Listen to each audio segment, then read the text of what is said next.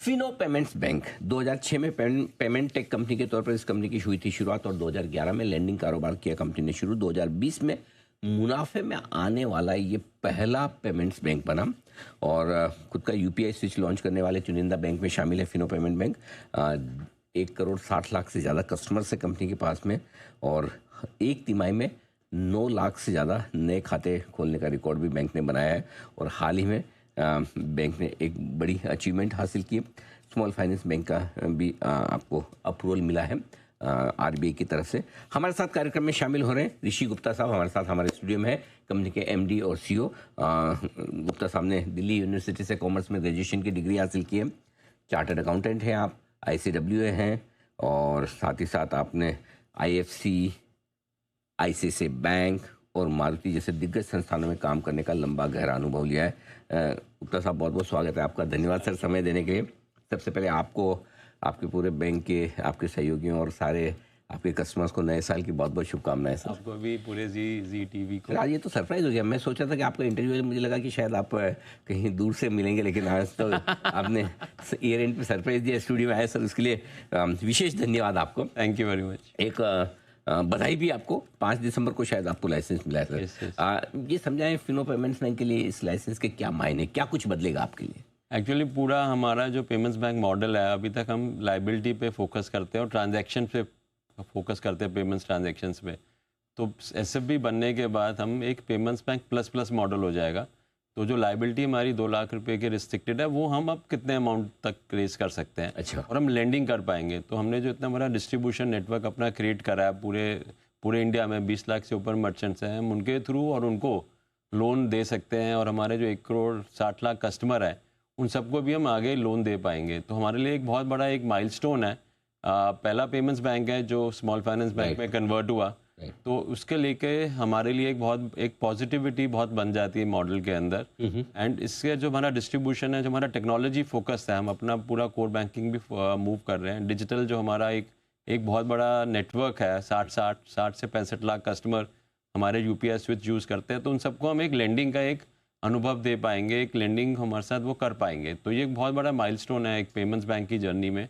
And I think पिछले 10 साल पहले हमें पेमेंट्स बैंक लाइसेंस मिला था 2015 में जी, और 2025 में हमें स्मॉल फाइनेंस बैंक का लाइसेंस तो एक चीज़ बताइए सर, एक तो सबसे बड़ा बेनिफिट है कि आप अब बड़ी लेंडिंग कर पाएंगे। आपके जितने भी ऑलरेडी कस्टमर्स हैं उनको आप पहले 2 लाख तक की लिमिट थी, 2 लाख रुपए तक का हम लोन लाइबिलिटी रेज कर सकते थे। डे बैलेंस 2 लाख रुपए तक का था। हाँ। अब अनलिमिटेड हो गया है। वो भी अनलिमिटेड है, यानी कि आप डिपॉजिट एक तरह से लाइबिलिटी, जिसे आप कहते हैं आम भाषा में हम डिपॉजिट कहते हैं, तो आप डिपॉजिट जितनी चाहे ले सकते हैं और उधार देने पर भी आपको कोई रेस्ट्रिक्शन नहीं है। तो मतलब फुल फ्लेज बैंक की तरह। Full fledge bank. तो सर बहुत सारे पेमेंट बैंक है, तो सबसे पहले आरबीआई ने आप ही को क्यों चुना?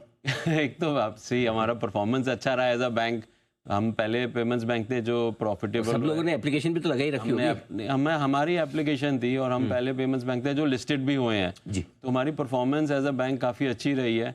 हम एक नॉन कॉर्पोरेट एंटिटी हैं, तो पेमेंट्स बैंक को SFB करने के लिए नॉन इंडस्ट्रियल हाउस होना जरूरी है। अच्छा। तो हम लोग एक नॉन इंडस्ट्रियल हाउस है, इंडिपेंडेंट एंटिटी है, तो हमारा उसमें एक एडवांटेज है। जो आपने लाइबिलिटी वाला पॉइंट रेज कराना वो बहुत जरूरी है एक्चुअली, क्योंकि जो पेमेंट्स मॉडल हम लोगों ने बांधा है as a Fino payments bank, उसके अंदर हमारी लाइबिलिटी, हम रफली 3,000 करोड़ का हमारा टोटल डिपॉजिट ऑलरेडी है 2% से नीचे।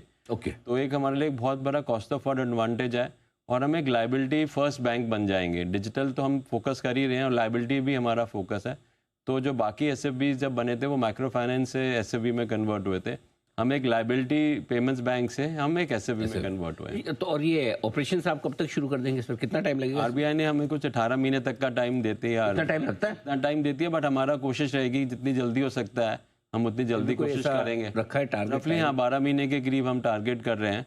कुछ कंडीशंस हैं जो हम लोगों को मीट करनी है, जैसी वो कंडीशंस मीट होगी उसके बाद हम चालू कर सकते हैं। बाकी सिस्टम प्रोसेस सब रेडी है, वो सिस्टम प्रोसेस, क्योंकि हम अभी तक सिर्फ लाइबिलिटी वाले साइड पे फोकस कर रहे थे। एसेट वाली साइड पे हम लोगों ने हायरिंग करनी शुरू कर दी है। ओके। और हम लोगों ने टेक्नोलॉजी जो है वो सेलेक्ट कर ली है, तो उसको हम इम्प्लीमेंट करेंगे और लोगों को हायर करके आई थिंक शुरू कर गुप्ता साहब, देंगे। पहले तो आपका मुकाबला छोटे छोटे बैंक्स, पेमेंट्स बैंक्स वगैरह से था। नहीं, छोटे नहीं है सर, पेमेंट्स बैंक भी बड़े ही हैं, ऐसी बात नहीं है। हाँ, कंपेटिव एक अलग स्पेस में था। अब तो बड़े बड़े हाथी हैं बैंकिंग स्पेस हाँ में। जी, हाँ जी।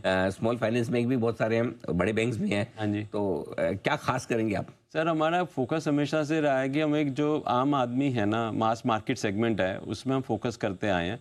अभी तो हम बॉटम ऑफ द पिरामिड जो कहते हैं, लोअर 40% ऑफ द कस्टमर पे फोकस था। अब हम 40 से 60% जो मार्केट सेगमेंट है उस पर फोकस करेंगे।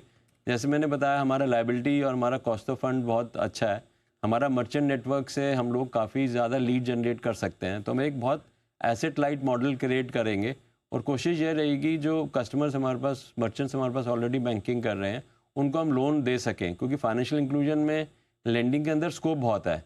बट मेजर बैंक्स के अंदर कंस्ट्रेंट जो आता है ना, कि वो पैसे मार्केट से जो लायबिलिटी है ना, वो अच्छी तरह रेज नहीं कर पाते एक लो कॉस्ट पे। तो वो एडवांटेज हमारे पास है। एक तो अमाउंट हमारे पास अच्छा शुरुआत में रहेगा और कॉस्ट ऑफ फंड हमारे पास रहेगी। और डिजिटली जो है ना सर, हम लोग बाकी जो बैंक्स हैं, एसएफबीज हैं, या क्योंकि पेमेंट्स बैंक ट्रांजैक्शन पे फोकस करते हैं, तो हम डिजिटली काफ़ी एडवांस्ड है। तो ये हमारे लिए एक बहुत बड़ा एडवांटेज रहेगा और डिफरेंशिएटर भी रहेगा इन अ वे। एक चीज़ बताएं, डिजिटल की आपने 2-3 बार जिक्र भी किया, लेकिन एक बड़ा इशू जो पूरे डिजिटल पेमेंट्स नेटवर्क पे है, वो बड़े साइबर फ्रॉड्स का भी है। ये फ्रॉडलेंट एक्टिविटी बहुत सारी है। तो उससे कैसे आपके निपट रहे हैं और क्या क्या क्या तैयारी है? इसको लेके ना काफ़ी एक कॉन्सेंट्रेटेड एफर्ट हो रहा है। मल्टीपल एजेंसीज हैं, गवर्नमेंट की एजेंसीज हैं, रेगुलेटर है, और बहुत सारे जो LEAs हैं, लॉ इन्फोर्समेंट एजेंसी, सब मिलके एक जॉइंटली काम कर रहे हैं। तो आजकल पूरा एक नेटवर्क बन गया है जहाँ पे इंफॉर्मेशन शेयरिंग बहुत जल्दी हो रही है। जो गवर्नमेंट है वो भी काफ़ी फोकस कर रही है। टेलीकॉम अथॉरिटी को भी अभी काफ़ी डेटा वहाँ से भी आ रहा है, जो सस्पेक्ट रजिस्ट्री वहाँ से वो पब्लिश कर रहे हैं। तो उसको चलते हुए अभी हमारा रफली बहुत जल्दी इन्फॉर्मेशन हो जाती है। जैसे ही कस्टमर बताता है कि हाँ मेरे साथ फ्रॉड हुआ है, विद इन मिनट्स अब आप उसका पैसा ब्लॉक कर सकते हो। तो वो एक बहुत बड़ा हम लोगों ने एफर्ट करा है। ऑनबोर्डिंग, जो कस्टमर ऑनबोर्डिंग है, KYC जो है, उसको भी और टाइटन कर रही है, गवर्नमेंट भी टाइटन कर रही है। और डिजिटल में ये थोड़ा सा मनी मूवमेंट बहुत फास्ट होता है, तो उसको थोड़ा सा हम लोगों को कंट्रोल्स लगा के ना हम उसको और बेटर बनाने की कोशिश कर रहे हैं। बट गवर्नमेंट की तरफ से, रेगुलेटर की तरफ से बहुत एफर्ट हो रहा है इसको कंट्रोल करने को लेके। और कोई नई ज्योग्राफी में, कोई और नए एरियाज में आप डाइवर्सिफाई करने की कोशिश कर रहे हैं? डाइवर्सिफिकेशन तो हमारा लेंडिंग में मल्टीपल प्रोडक्ट्स, सिक्योर्ड लेंडिंग पे हम फोकस करेंगे ज़्यादा। तो सिक्योर्ड लेंडिंग हम ऑल ओवर, कोशिश हमारी रहेगी नॉर्थ टू वेस्ट में शुरू करेंगे as a first phase from lending point of view. Liability point of view से तो हम ऑल ओवर इंडिया ऑलरेडी हैं। ओके, तो हम लायबिलिटी वहाँ से कंटिन्यू करते रहेंगे रेस करने के लिए। गुप्ता साहब, बहुत बहुत धन्यवाद। आपने समय दिया, स्टूडियो में आए, पूरे अपने प्लान्स के बारे में बताया हमारे दर्शकों को। उम्मीद करते हैं कि 2026 का साल आपके लिए माइलस्टोन वाला हो। आपके स्मॉल फाइनेंस बैंक के ऑपरेशंस भी शुरू हो जाए और धमाकेदार शुरुआत करिए सर। मजा आएगा। बिल्कुल, आपकी दुआएं चाहिए, पूरे जी सिनेमा की, जी TV की वो चाहिए। Thank you very much. आज हमें ऐसे देख के आपको सिनेमा भी याद आ गया था। हम ऐसे आज हमने ऐसे माहौल वैसे ही रखा सर, पार्टी वार्टी। तो आप सूट वूट पहन के आए, अच्छी बात है। पर हमने कहा अब 31 दिसंबर भी मार्केट खुला है, फर्स्ट को भी खुला है, काम तो करना ही है। हाँ जी, हाँ जी। एंजॉय करते करते। Thank you sir, thank you, बहुत बहुत धन्यवाद।